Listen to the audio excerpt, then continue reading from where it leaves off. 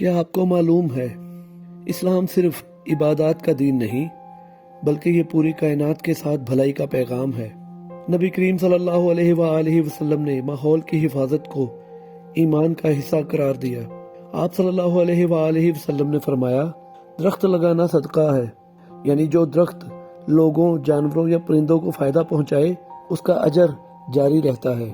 آپ صلی اللہ علیہ وآلہ وسلم نے بے وجہ درخت کاٹنے سے منع کیا اور پانی کے ضیاع کی بھی سختی سے روک تھام کی، یہاں تک کہ وضو میں بھی ضرورت سے زیادہ پانی استعمال کرنے سے منع فرمایا۔ آپ صلی اللہ علیہ وآلہ وسلم نے راستوں کو صاف رکھنے کو نیکی قرار دیا، کیونکہ صفائی نصف ایمان ہے۔